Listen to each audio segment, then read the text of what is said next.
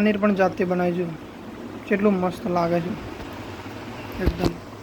અને અંદર પાપડ છે, પછી પનીરનું શાક અને ડુંગળી અને રોટલી પણ આવી છે મસ્ત ગરમા ગરમ. ડુંગળીની અંદર ચાટ મસાલો પ્લસ આ લીંબુ આખું નાખી દેવાનું રહે છે, બરાબર. અને જુઓ પાપડ એકદમ મસ્ત બનાવી દઈએ છીએ મિત્રો. આપણે પહેલાં આને કરી લઈએ મસ્ત. તો કેમ છે મિત્રો, આપણા ફરીના વ્લોગમાં તમારું બધાનું હાર્દિક સ્વાગત છે. તો મિત્રો લગભગ 12:30 જેવું થઈ ગયું, 12:35 જેવું થયું, બરાબર. તો મિત્રો મસ્ત વ્લોગ સ્ટાર્ટ કરી દીધો. અને આપણે કંઈક રેસીપી આજની કંઈક બનાવવાની મમ્મી જોઈ લે, પૂછી લઈએ, બરાબર.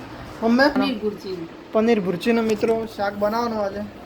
તો મમ્મી તમને રેસીપી બતાવી દે આજની, બરાબર મમ્મી. તો મિત્રો વ્લોગમાં કન્ટિન્યુ.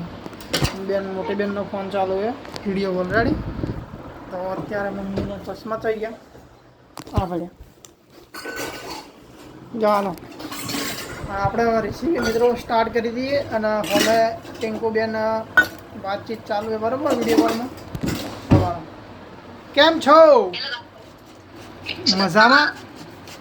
અને હવે ગ્રેવી ચાલુ છે, ટમાટા સમારી દીધા મસ્ત.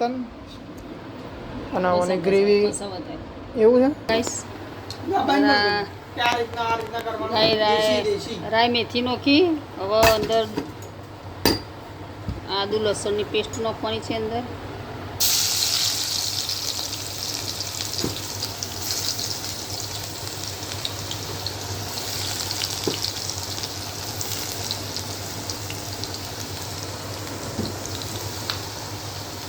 પછી ડુંગળી ક્રશ કરી નાખી અંદર.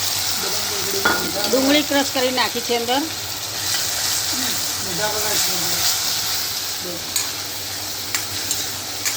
સિજવા દેવાની, ચડી જાય એટલે પછી અંદર ટમાટા નાખવાના છે.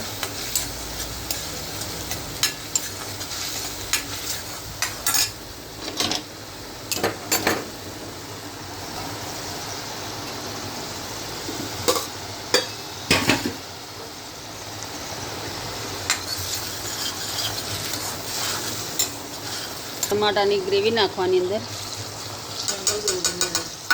ડુંગળી ક્રશ થઈ જાય, ટમાટાની ગ્રેવી.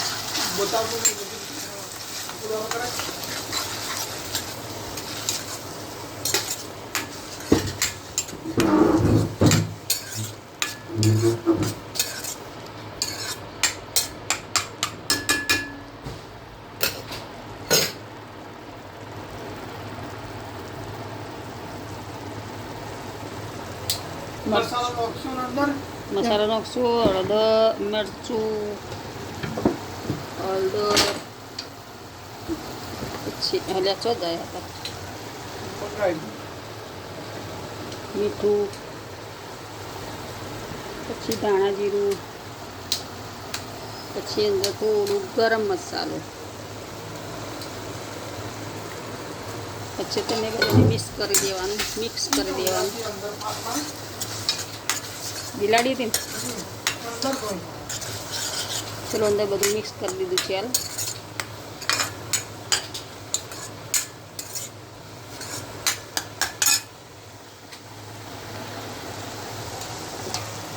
ઓનલાઈન પાઠવું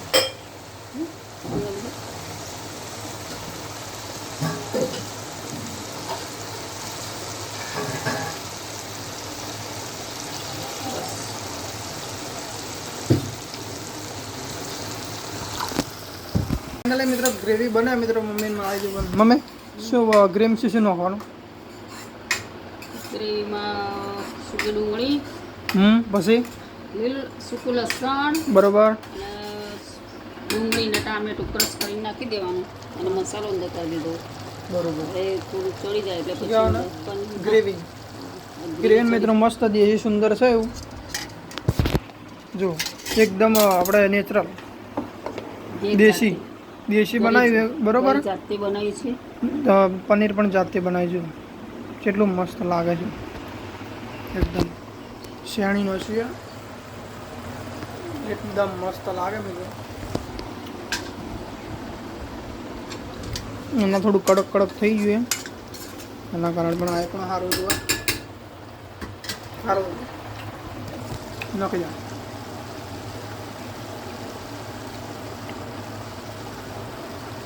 બધું નાખી દેવાનું. ક્યાં છે વધારે માપનું છે ને.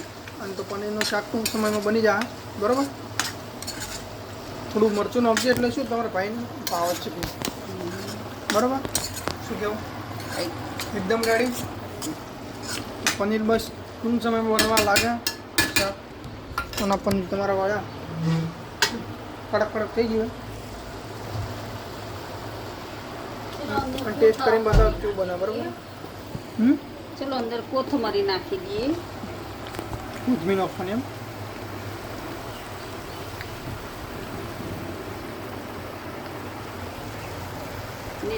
તો મસ્ત મિત્રો ગોળ ગોળ હે ને ડુંગળી સમારે છે મમ્મી. બરોબર છે. એકચ્યુઅલીમાં એવું છે કે મને પેલી ભાવતી નથી. બરોબર. તો મમ્મી ગોળ બનાવવા મારી માટે. બરોબર. શું કહેવું? અને આપણે ભાઈ ડુંગળી છે ને મસાલો બસાલો નાખીને રેડી કરે ને ખાલી એકવાર ખાવા આવજો. એકદમ એક આખું લેવું ને તારે જવાનું. પહેલાં મીઠું નાખવાનું, પછી મસાલો નાખવાનો, અને પછી જે પનીરના હાથથી ખાવાની જે મજા આવે ને વાત જવા દે. બધું શાક ચડે, રોટલા પણ બાચી, અને પછી તમને ઘડી વાર રહીને મળું ત્યાર સુધી બ્લોગની અંદર કન્ટિન્યુ. બરાબર મમ્મી?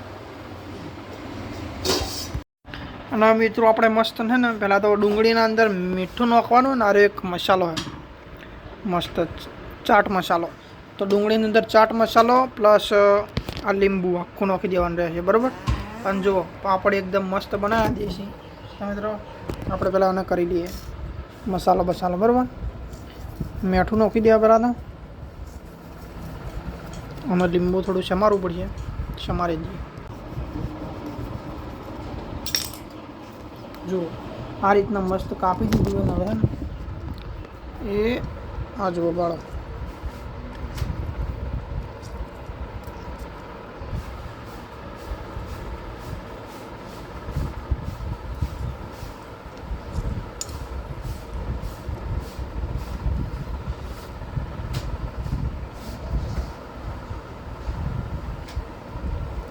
અને મસાલો નાખી દઈએ મસ્ત ચાટ મસાલો.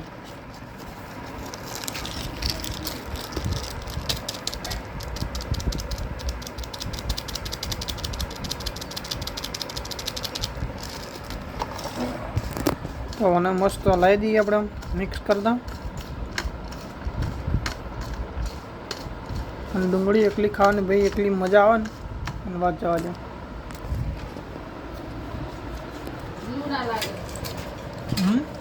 અને ડુંગળી ખાવાથી લૂ એ ના લાગે. અને જો પાપડ હાથે ડુંગળી હોય તો ઓર બીજ મજા આવે. જો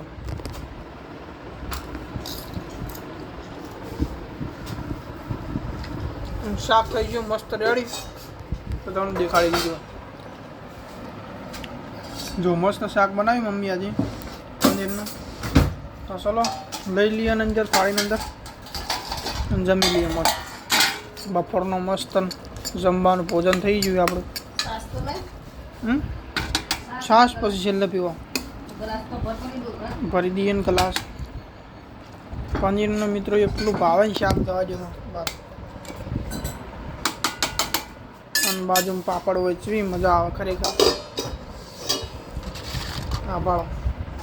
અને અંદર પાપડ છે, પછી પનીરનું શાક અને બટ ડુંગળી અને રોટલી પણ આવી જો મસ્ત ગરમા ગરમ. તો ચલો ટેસ્ટ કરીને તમને બતાવું અને બાકી વ્લોગની અંદર કન્ટિન્યુ હું જઈને શ્વાસ લેતા હોઉં પછી ખાઈ લઉં. બરાબર મમ્મી? તો મિત્રો હવે મસ્ત આપણે ટેસ્ટ કરી લઈએ શાકનો, પનીરના શાકનો. બરાબર. રોટલી તૂટી ગઈ છે.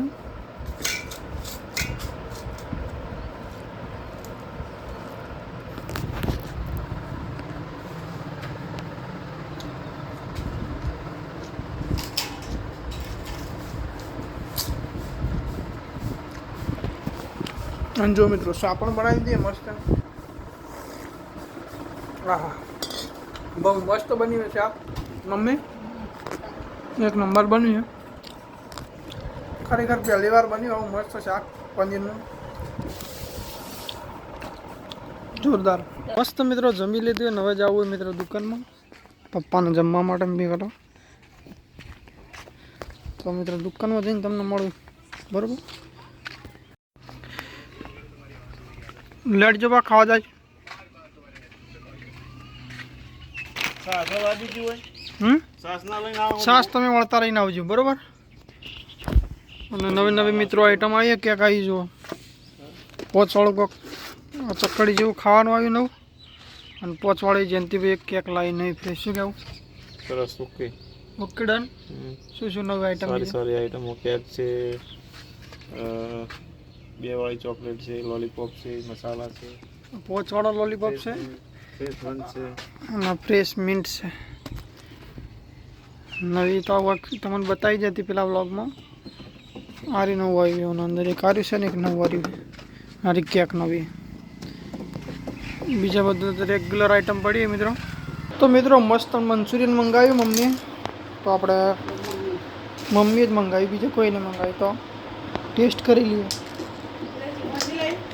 જાયકાનું એ સ્પેશિયલ.